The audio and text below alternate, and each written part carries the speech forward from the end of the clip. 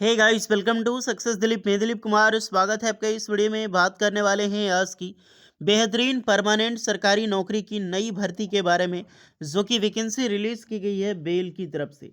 जी हाँ दोस्तों, BEL Bharat electronic limited की तरफ से परमानेंट सरकारी नौकरी की बम्पर वैकेंसीज निकाली गई है, जो कि ऑल इंडिया के कैंडिडेट अप्लाई कर सकते हैं। दैट इज ग्रेट अपॉर्चुनिटी कि जितनी वैकेंसीज निकाली गई है, शायद ही कभी बेल में इतनी बड़ी वैकेंसीज निकलती है। टोटल 350 वैकेंसीज आउट की गई है गाइस। 350 पोस्ट पर वैकेंसी निकलना एक बहुत बड़ी बात है, वो भी बेल जैसे डिपार्टमेंट में, क्योंकि इतनी वैकेंसीज यहाँ पे ज़रूरत होती नहीं है वैसी जितनी निकाली गई है। तो दैट्स अमेजिंग अपॉर्चुनिटी, बहुत बड़ा जॉब है ये। मिनिस्ट्री ऑफ डिफेंस की बहुत बड़ी ऑर्गेनाइजेशन है बीएल, भारत इलेक्ट्रॉनिक लिमिटेड। तो यहीं से वैकेंसीज निकाली गई है। वेरियस पोस्ट पर रिक्रूटमेंट है, अलग अलग ब्रांच के कैंडिडेट अप्लाई कर सकते हैं। कुल मिला के मान लो कि आपके पास 350 वैकेंसीज है और 350 सरकारी नौकरी निकाली गई है। इसमें हम डिटेल पूर्वक बात करेंगे कौन कौन सी ब्रांच वाइज, कौन कौन सी ट्रेड के लिए कितनी पोस्ट पर वैकेंसीज निकाली गई है। सो जितने भी स्टूडेंट एलिजिबल होने वाले हैं यहाँ पर अप्लाई करने के लिए, कोई भी स्टूडेंट मौका मत छोड़ना।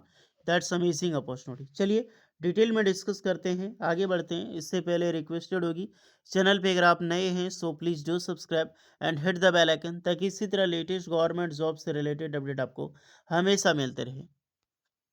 सो गाइज, ये है आपका official notification from innovation to action, join bell and empower the nation. ये ऑफिशियल नोटिफिकेशन आपको मिलेगी हमारी ऑफिशियल वेबसाइट पे। अभी तो जाइए गूगल पे या फिर क्रोम में और सर्च करें successdilip.com, देन हमारी ऑफिशियल वेबसाइट आपको मिल जाएगी।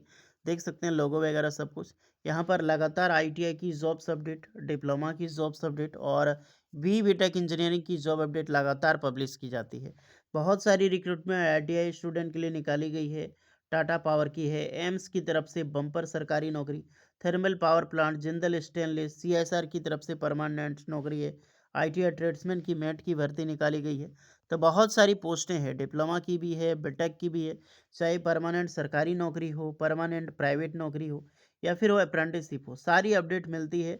तो अभी जाकर विजिट करें successdilip.com और यहीं से आप अपना नोटिफिकेशन जो अभी रिलीज़ की गई है आप डाउनलोड कर सकते हैं, बेल की तरफ से जो आई है। चलिए आगे बढ़ते हैं नोटिफिकेशंस में। तो वही नोटिफिकेशन ये है, वहाँ पे आपको नोटिफिकेशंस मिल जाएगी। ये देख सकते हैं अलग अलग इसका ऑर्गेनाइजेशन से 350 डिफरेंट डिफरेंट पोस्ट पर वैकेंसीज है। प्रोडक्ट इन द देखो तो area of military communications, radar हो गया, नेवल सिस्टम हो गया, अभी वीडियो आपने देखा होगा, C41 सिस्टम हो गया, वेपन सिस्टम हो गया, होमलैंड सिक्योरिटी हो गया, या फिर स्ट्रेटेजिक कम्युनिकेशंस एंड अमनेंट सिस्टम जो इलेक्ट्रॉनिक वेलफेयर, या फिर tank electronics and electro optics. ये सारी रिक्रूटमेंट में आपको जॉब्स मिलने वाली है। सब सारी रिक्रूटमेंट जो डिपार्टमेंट है, वो सब डिपार्टमेंट में आपको काम करने का मौका मिलेगा। दो तरह की पोस्टें निकाली गई है, कोई ज़्यादा तरह की पोस्ट नहीं है, लेकिन दोनों ही पोस्टें कमाल की होने वाली है आपकी। प्रोबेसी इंजीनियर पहले आपके देख सकते हैं, प्रोबेनसरी जो है क्या होगा, E2 ग्रेड की वैकेंसी है। प्रोबेशनरी इंजीनियरिंग इलेक्ट्रॉनिक्स में E2 ग्रेड देखो, 200 पोस्ट पर वैकेंसीज निकाली गई। इलेक्ट्रॉनिक्स की डिपार्टमेंट ही है भारत इलेक्ट्रॉनिक लिमिटेड, तो इलेक्ट्रॉनिक्स वालों के लिए 200 पोस्ट है।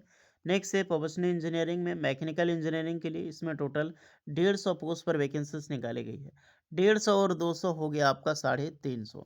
यही आपकी टोटल वैकेंसीज है। दो तरह की ही पोस्ट है, इलेक्ट्रॉनिक और आपका मैकेनिकल में। सैलरी आपको कितनी मिलेगी, 40,000 से लेकर 1,40,000, इंक्रीमेंट 3%।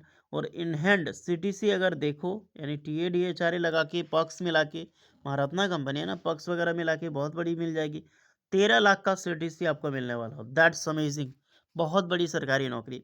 18 से 25 साल के कैंडिडेट अप्लाई कर सकते हैं। तो नॉर्मल एज लिमिट है, यानी कि फ्रेशर कैंडिडेट बिल्कुल अप्लाई कर सकता है, कोई भी एक्सपीरियंस रिक्वायर्ड नहीं होगा।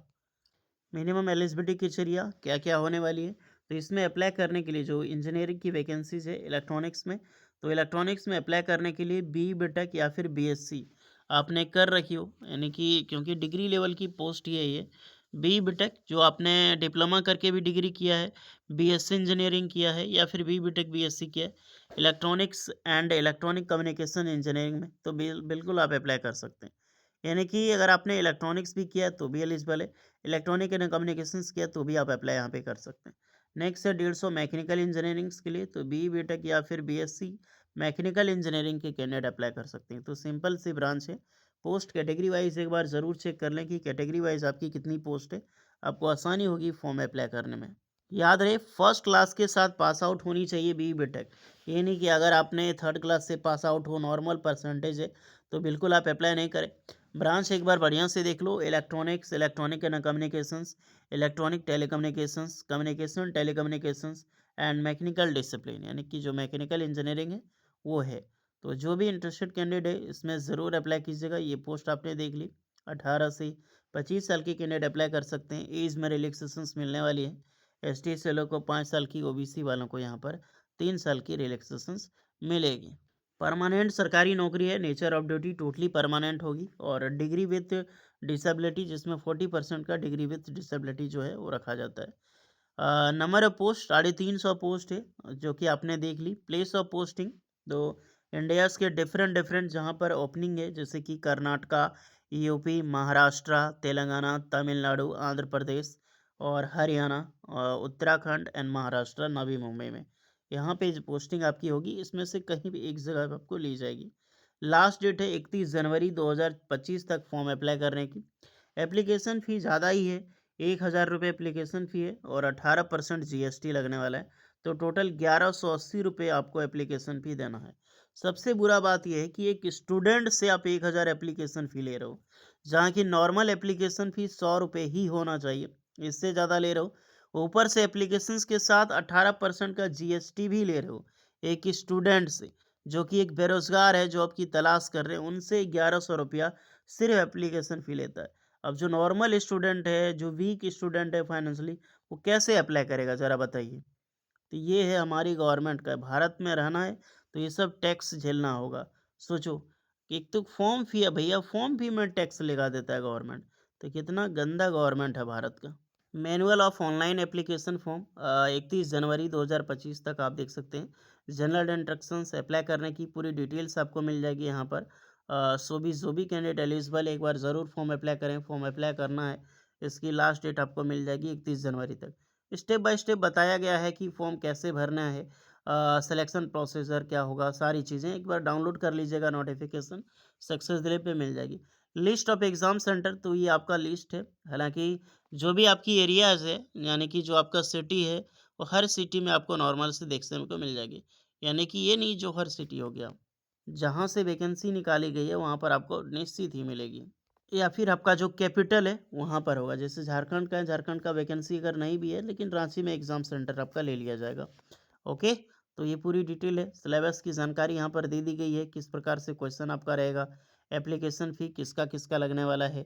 जनरल, ओबीसी एंड ईडब्ल्यूएस वालों का ही एप्लीकेशन फ़ी है, एसटी एससी पीडब्ल्यूडी का कोई एप्लीकेशन चार्ज नहीं है। तो बड़ा मस्त तरीके से यहाँ पर समझा गया है, एक बार ज़रूर आप लोग शेयर कर लीजिएगा।